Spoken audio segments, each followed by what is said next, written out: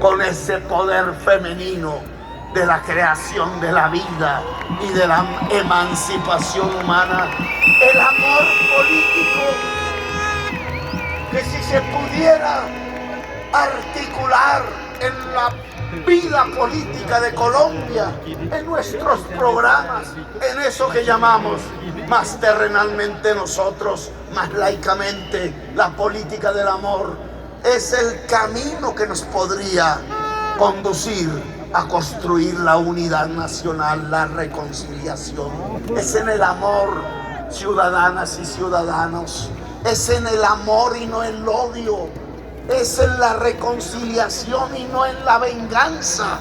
Es allí donde podemos encontrar los caminos. Y no es que me haya convertido en un pastor como Saade por aquí, o en un sacerdote como el padre Camilo Torres Restrepo, que aquí respetamos, sino porque si lo pensamos en la vida terrenal y concreta, el amor, la política del amor, la posibilidad de unir esta sociedad, de lograr que no se maten los unos a los otros, que nos reconciliemos, que entremos a una era de paz, consiste en encontrar los pactos para hacer las reformas que le permitan a cualquier ser humano en Colombia vivir con dignidad, vivir quizás, simplemente vivir a plenitud. Reformas que hemos planteado a lo largo de estos 7 meses y desde años atrás. Reformas que tienen que ver con construir una sociedad productiva, por ejemplo. Una sociedad en donde se pueda otra vez establecer el principio general de toda buena economía, que es que la riqueza nace del trabajo y exclusivamente del trabajo y la naturaleza. Producir, no vivir de limosnas, no vivir de un flujo que llega cuando entregamos los 3 venenos, el del carbón y el del petróleo, que puede acabar la humanidad toda a través de la crisis climática y el calentamiento global, o el de la cocaína, que nos hace matarnos los unos a los otros. Vivir del carbón, del petróleo y de la cocaína, vivir de lo que Dios puso debajo del suelo y que el ser humano no ha trabajado. La riqueza no es un chorro de dólares que llega casi a 65.000 millones de dólares el año por exportar carbón, petróleo y cocaína. 65.000 millones de dólares que se transforman inmediatamente en productos importados que pudiéramos producir en Colombia, como el maíz, como el arroz, como la camisa, como el pantalón, como el zapato, como la bicicleta. Ni siquiera hacemos bicicletas en Colombia, menos automóviles, menos trenes, menos celulares, menos la tecnología de avanzada. La riqueza no está en los dólares que llegan, con los cuales importamos lo que podríamos producir, o se los roban. La riqueza está en el trabajo. La riqueza está en la producción, en volver a reverdecer los campos de Colombia, produciendo alimentos con el agua, con el surco, con el sol. La riqueza está en la industria, la riqueza está en el turismo, la riqueza al final está en el instrumento fundamental que permite producir, que es el cerebro humano, que no es ni siquiera el asadón, que no es ni siquiera el músculo, que es la capacidad de pensar y de saber, que es la educación en toda la gama, desde las ciencias exactas, desde la matemática o desde la física, pero también desde el arte o la literatura o el deporte, desde la palabra escrita, pensada, soñada. desde la pintura, la música y la matemática, es que podríamos construir con sensibilidad y conocimiento las bases de una economía productiva que nos permita prosperar a partir de lo que todos los pueblos usan para poder prosperar, que no es más que el trabajo humano, que no es más en el siglo XXI que el trabajo humano convertido en conocimiento y saber.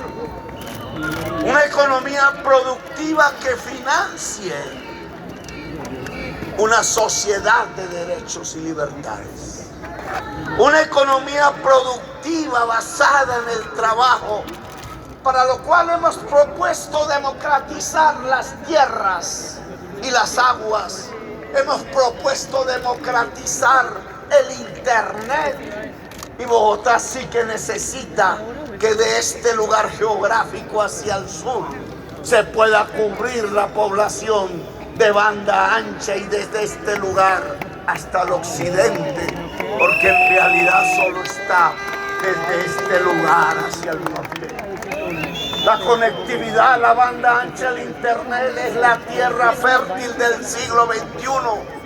Si la tierra fértil está profundamente y desigualmente repartida y es la base de la profunda desigualdad social de Colombia, pues tendríamos que decir que si la conectividad se vuelve profundamente e injustamente distribuida, dejando sin conexión, sin información, sin conocimiento a la mitad de la sociedad colombiana, entonces estamos construyendo las bases de una más profunda desigualdad social hacia el futuro. La política del amor, el amor político implica igualdad, equidad. Y no porque nos vistamos igual, como macartizan, no porque nos volvamos comunistas, como macartizan, sino porque es que todo ser humano, por el simple hecho de nacer, debe tener igualdad de posibilidades y oportunidades para crecer, para desarrollarse como se le dé la gana. Porque el desarrollo del ser humano libre, como se le dé la gana, es la base misma de la democracia y de la libertad de una sociedad. Queremos esa economía productiva que nos implica avanzar en una sociedad del conocimiento. Desde Nazaret, Guajira, hasta la Leticia del Amazonas, hemos venido hablando de lo que puede significar una sociedad del conocimiento. Allí en algunas columnas de opinión, en alguna prensa, como siempre, en algunos rivales dicen que eso es populismo. Yo tendría que decirles ignorantes. En el siglo XXI, las naciones tienen oportunidad si se convierten en sociedades del conocimiento. Es decir, si el intelecto general avanza. Es decir, si el promedio de nuestra educación, que hoy no alcanza el bachillerato, puede superar la universidad y los posgrados, como en Estados Unidos o en Finlandia o en Corea del Sur o en la China. ¿Por qué no podemos? Solo necesitamos abrir el preescolar a la primera infancia, invertir allí los dineros públicos.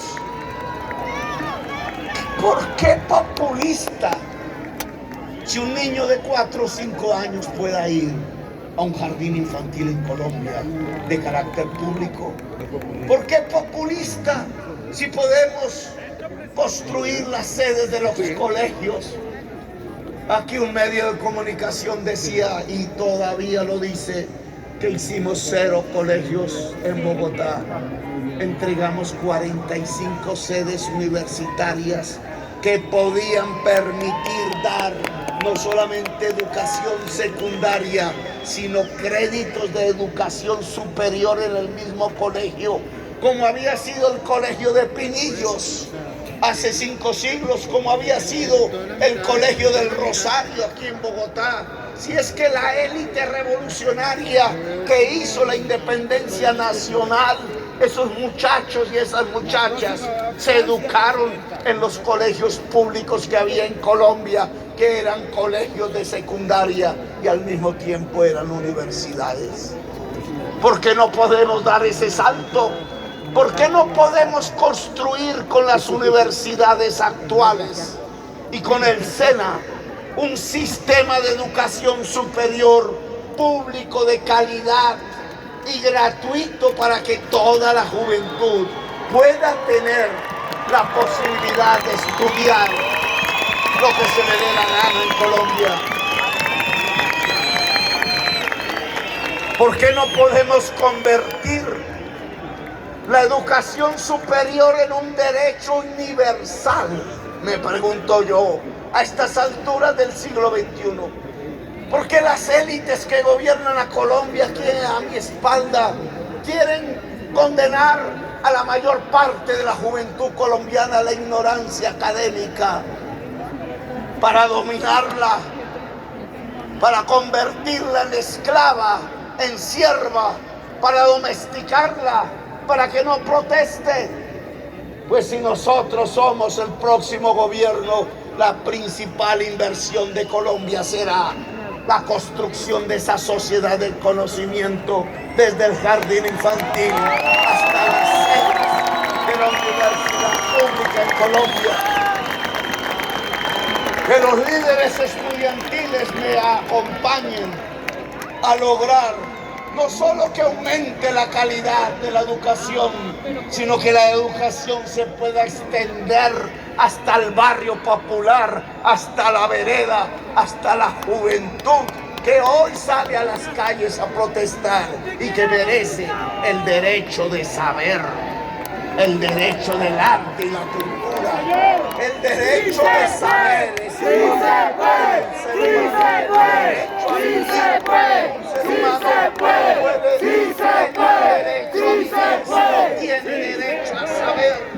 Lo específicamente humano es precisamente saber, tener la cultura, el arte, lo que nos hizo humanos, lo que nos separó de los animales a los cuales tenemos que respetar precisamente porque somos humanos, es esa capacidad del saber que hoy tenemos que entregar como derecho a toda la sociedad colombiana. Una economía productiva, una sociedad del conocimiento que nos permita entonces tener una sociedad de derechos y libertades.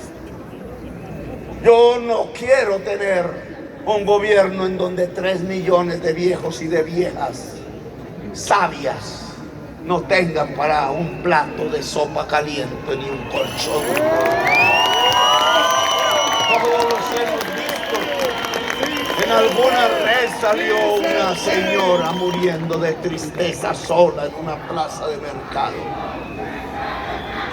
Me vienen a decir que eso es populismo, porque propongo entregarle medio salario mínimo como bono pensional a esas 3 millones de personas, que nos costaría 18 millones de pesos que sí tenemos, si simplemente los dineros que hoy paga el pueblo trabajador para pensiones se dedican exclusivamente para pensiones y no para hacerle los negocios a los banqueros como los de Odebrecht o los de Tirajara, como los de Reficar. Los que necesitemos más plata, necesitamos es una reforma al sistema pensional. Han gritado, pero ¿cómo se le ocurre a Petro que el dinero de las pensiones vaya para las pensiones? Pues eso es lo lógico y es lo que sucede en la mayor parte del mundo. El dinero que se cotiza en pensiones no es para hacerle negocios a los banqueros, es para pagar las pensiones en Colombia. Me propongo restituir el derecho a la pensión en este país. Y claro que no le gusta a muchos ni a muchas, Hablan mucho de cambio, eso sí. Yo soy el cambio, dicen por ahí. Vestidos de blue jean o a veces de corbata, yo soy el cambio, pero no se atreven a enfrentar al banquero, no se atreven a proponer una reforma pensional, no se atreven a proponer una reforma en la salud, no se atreven a que se pueda construir con los dineros que hoy parcialmente se entregan a las EPS y a las ADRES un sistema preventivo de salud que le pague a los médicos y a las médicas y a los enfermeros con salario de dignidad la posibilidad de visitar los hogares pobres como hicimos en Bogotá, todos los hogares de Colombia, como un derecho universal a la salud preventiva y predictiva. ¿Por qué no podemos tener pensión? ¿Por qué no podemos tener una salud más digna? ¿Por qué no tenemos una universidad abierta a toda la juventud? Porque no hay plata, dicen. Carreta. Es porque los más poderosos no pagan los impuestos. Es porque las reformas tributarias que se hacen detrás de estas columnas se hacen siempre para cobrar el IVA a la comida de la gente trabajadora, para subirle el impuesto de renta al pequeño empresario, pero en cambio les crean las exenciones, los privilegios tributarios a los dueños de las carboneras, de las petroleras, a los dueños de los bancos, a los millonarios poderosos de Colombia. No podemos avanzar hacia una sociedad de derechos universales, del conocimiento, de la investigación, si se quiere del mérito. He repetido por allí que vamos a transformar la fuerza policial y la fuerza pública armada de Colombia en un sentido democrático, porque no se pueden presentar públicamente. ¿Cuántas viviendas le hace este gobierno a los agentes de policía que llama héroes? ¿Cuántas viviendas le hace a las familias de los soldados? ¿Cuánto está cuidando a los que cayeron heridos en combate? A los lisiados, a la gente incapacitada en condición de discapacidad. Los dejan tirados, los usan en la trocha mientras pueden y cuando ya no pueden, los abandonan como a cualquier otro pobre trabajador en las calles de Colombia. ¿Cuántos sargentos tienen que vivir siendo sargentos toda la vida? ¿Quién dijo que ser sargento era una muralla y que un ser humano que se vuelva por vocación militar sargento entonces no puede ser general? ¿Quién dijo que había que dividir el ejército en dos clases? Los que tienen con qué pagar para ser general y los pobres hijos del campesino, del trabajador, del negro, del indígena, que no pueden pasar de ser sargentos. ¿Quién dijo que para ser general hay que ser amigo del senador que es amigo del ñeñe o de los que son como el ñeñe? ¿Acaso es que no se está juntando al general con el amigo del narcotraficante por ese camino? Sí, es así. Me regañó un general porque lo dijo, pero a mí no me da miedo que me regañe.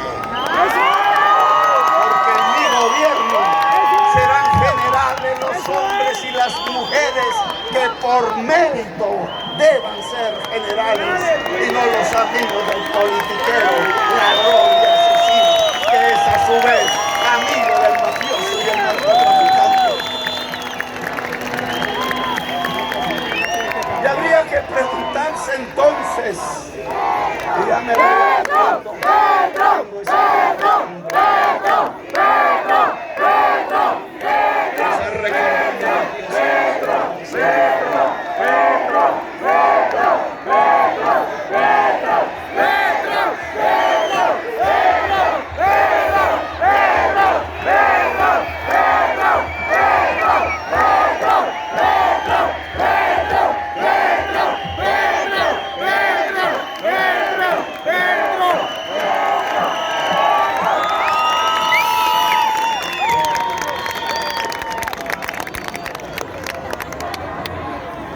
al final, este camino un poco descrito aquí, en este poco tiempo, de caminar desde una economía productiva que necesita una sociedad del conocimiento, hacia una sociedad de derechos y libertades, como lo ordena la Constitución del 91, pero no se cumple.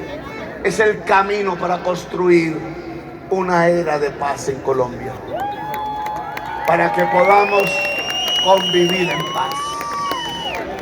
Una economía productiva, una sociedad del conocimiento, una sociedad de derechos y libertades, para construir una sociedad en paz.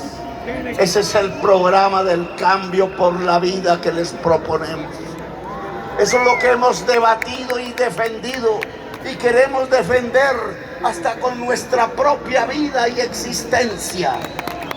Poder convivir en paz, entonces significa un amor político que tiene que ver con poder trabajar productivamente y tener las condiciones para hacerlo, entre las cuales la fundamental, poder saber llegar a las fronteras del conocimiento y poder entonces aplicar la Constitución del 91 para que esa gran cantidad de derechos individuales y colectivos y sociales y ambientales se puedan garantizar y volver realidad.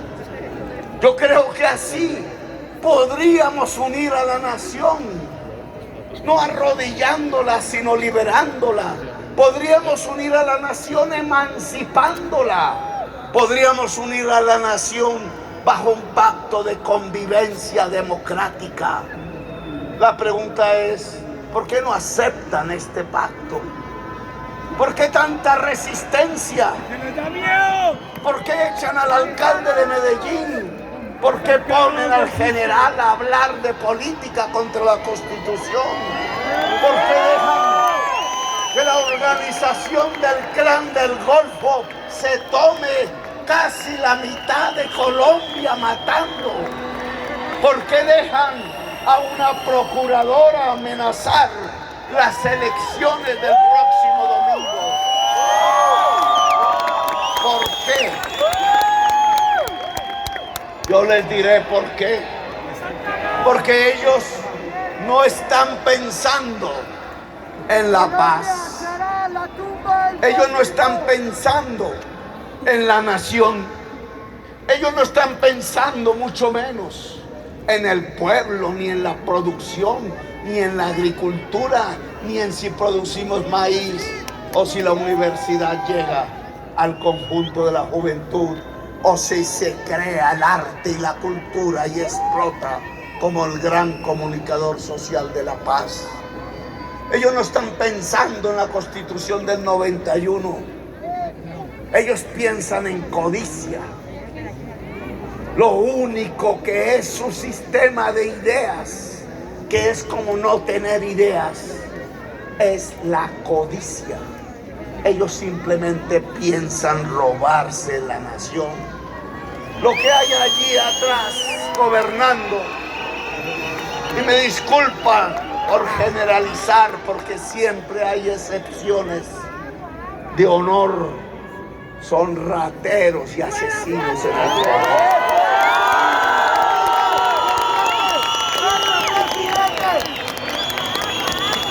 ¿Cómo han llegado los rateros y los asesinos al poder? A través de la compra del voto, a través de dineros que crecen de año en año, derivados de la venta de la cocaína y derivados del robo del Estado, que por 100 millones de dólares o más recorren los barrios de la gente necesitada. Y entonces le preguntan al señor y a la señora con hambre: oiga, le entrego estos 100,000 pesitos, estos 200,000, puede hacer un mercado, pero vote por tal. Y ese vote por tal que no conoce la señora que tiene hambre ni el señor hambriento, es el ladrón y es el asesino. Y de esa manera llega al poder. Compran el voto, hacen el fraude, construyen las bases de lo que se denomina un régimen de corrupción en Colombia. La sociedad, la economía productiva, la sociedad del conocimiento, la sociedad de derechos y libertades, la era de paz no puede ser en Colombia porque nos gobierna un régimen de corrupción. El régimen de corrupción es el que nos condena a la violencia y a la ignorancia. Es el que nos condena al sin trabajo. Es el que prefiere sacar carbón y petróleo fácil porque llega un chorro con decenas de miles de millones de dólares que se roban. Es el que sabe que puede controlar un pueblo a punta de fusiles, a punta de desapariciones, de masacres, que desata el terror para poder robar. Corrupción y violencia van de la mano. Corrupción y hambre van de la mano. Es por eso que paradójicamente en un país donde estalla la vitalidad natural, potencia de la biodiversidad mundial, se muere la gente de hambre y nuestros niños y niñas tienen desnutrición. Es por eso que en esta explosión de vida muere la humanidad en Colombia. Más vida natural, más muerte humana. ¡Qué paradoja! No es porque Dios nos dio un paraíso y entonces puso lo peor de la humanidad en ese paraíso. No, somos lo peor de la humanidad. En nuestros genes no está la violencia, está incluso un gran poder de creación cultural y artística. No es sino oír nuestras músicas de todas las regiones. No somos lo peor de la humanidad. Lo que nos sucede es que tenemos de lo peor de los gobiernos. Es que precisamente por tanta riqueza nacional, por tanta riqueza vital y natural, es que los codiciosos tratan a punta de violencia, de terror y de mentira, de perpetuarse en el poder para podérsela robar. Terror para dominar un pueblo, mentiras para dominar un pueblo. Hasta el millonario que dice que lucha contra la corrupción es millonario porque es corrupto. Entendámoslo bien. La mitad de lo que digan, amor. Hasta el que se dice que no es subidista, Eso no se preocupa, lo tienen que escribir. se toma los whiskies que no es y hace los negocios con sus hijos. Hasta el que dice que es el cambio, no es el cambio, porque cuando les hablan de las reformas que la sociedad necesita, dice que eso es populismo. Nosotros necesitamos y queremos salir de este abismo, de esta crisis nacional, de esta sociedad del hambre a la que nos han llevado a pesar de tanta riqueza nacional. Necesitamos derrocar el régimen de la corrupción. Esto no es de discursos ni de temores. El cambio consiste, si queremos la economía productiva, la sociedad del conocimiento, la sociedad de derechos y libertades, es decir, si queremos abrir una era de paz en Colombia, necesitamos derrocar el régimen de la corrupción. Podríamos hablar de instrumentos un tanto intelectuales para garantizar que la corrupción se arrincone. Por ejemplo, podríamos hacer lo mismo que en Guatemala, invitar al exmagistrado Iván Velázquez, que en esas oficinas de al frente trabajaba para profundizar en las investigaciones sobre la parapolítica que yo, cuando fui congresista, pude iniciar allá detrás de estas columnas. ¡Sí, señor! Él dirigió una comisión de Justicia, nombrada por las Naciones Unidas con competencia investigativa para detectar los principales hechos de corrupción producidos en un país llamado Guatemala. Yo no sé si estemos en Guatepeor, pero lo que sí sé es que si soy presidente de Colombia, le solicitaré a las Naciones Unidas la configuración de una comisión de investigación independiente de los principales hechos de corrupción en Colombia, y solicitaré que la dirija el exmagistrado Iván Velázquez, que allí irá el proceso de Odebrecht, porque fuimos la única sociedad en América Latina que no supimos a dónde fueron los sobornos por 50 millones de dólares que entregó el señor Norberto Odebrecht por quedarse con la licitación de la Ruta del Sol 2. Toda la clase política en su más alta dirigencia tuvo y se benefició de los sobornos de Odebrecht.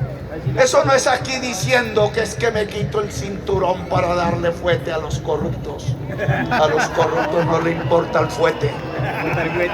Eso no es quitándole un carro aquí a un senador.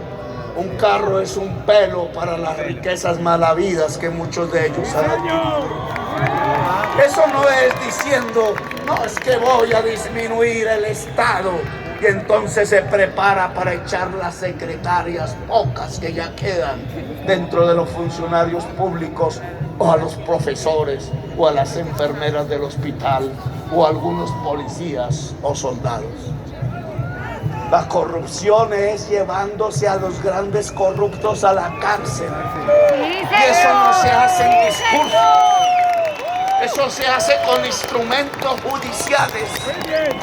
La Fiscalía General de la Nación no investiga los grandes hechos de corrupción en Colombia. Se lleva al que se roba un celular quizás, se lleva al que se roba un pan, se lleva a la cárcel al joven que sale a protestar y lo califica como el peor terrorista de Colombia. Ahí sí es valiente para perseguir a la juventud. Ahí sí es valiente para encarcelarla y desaparecerla, pero le tiemblan los pantalones para investigar a los grandes capos de la corrupción. No pudo ni con Reficar, y no lo hacen porque los grandes corruptos de Colombia han cooptado el principal órgano investigador del crimen en el país, que es la Fiscalía General de la Nación. Por eso, como presidente de Colombia, le solicitaré a Naciones Unidas la configuración de una comisión nacional con poder